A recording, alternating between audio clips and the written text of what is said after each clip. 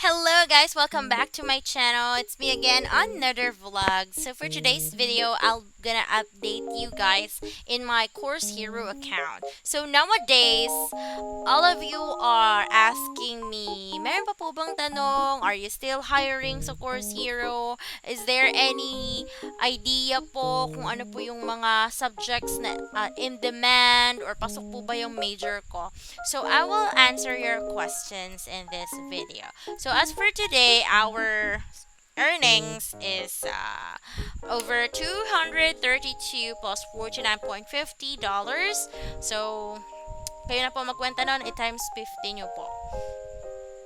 Ayun. So, I'm still waiting for the questions to pop up. So, in my work, yan. So, I have here helpful. O, diba?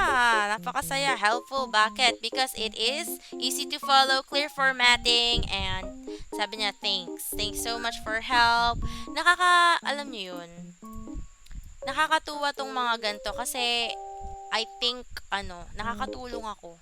Ito naman, unhelpful. Syempre, nakakasira ng araw, pero wala tayong magagawa kasi ayaw niya ng mga sagot. Yan, unhelpful. Oh, ito, kasi bawal na bawal po kumuha sa ChatGPT. Ayan. So, kinakailangan po nating maggawa ng ating sariling sagot. So, anyways, I will teach you how to have a good answer. Ano po yung tactics? Paano magkaroon ng helpful? Yan. So, itong kunyari yung tanong. O, ito yung sagot. O, excuse me. So, example, ito yung sagot po.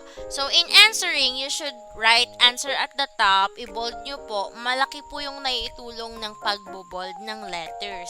So, halimbawa, yung questions, kinapi mo po, pinaste mo po dito sa answer. Questions and answer. O kaya naman make short introduction ka po na naka-bold. And then, meron ka po ditong short answers. O, ang iyong answer ay binubuo ng, for example, word muna siya, yung ibig sabihin ng buong thought ng iyong answer. So, yun po. Every paragraph, dapat meron isang phrases or sentence or word na makikita po sila. So, in that way, nahe-helpful po ako. Yun po yung isang technique na ginagawa ko. Pakita ko po sa inyo po ulit yung isa. So, ito. Yan. Tingnan natin itong isang helpful. So, in this case, yan, sasagot naman siya, may A, B, C, D. So, itong mga sagot, kinakailangan pong gawin po nating bold.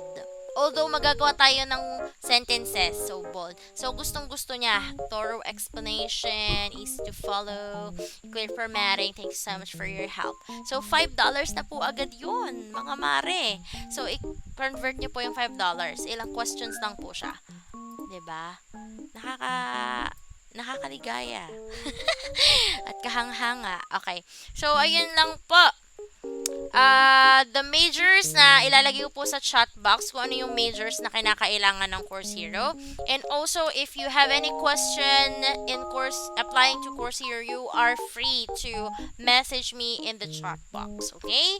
Kung meron pa kayong suggestion na gusto kong gawing video, you're welcome. So, thank you so much everyone for subscribing and also for reviewing this video. And alam ko na ikaw na ang susunod na kikita ng ganito kalaki. Walang imposible kung mag-e-effort tayo. Ano nga? So, that will be all for today and God bless everyone. See you in the next vlog. Bye-bye!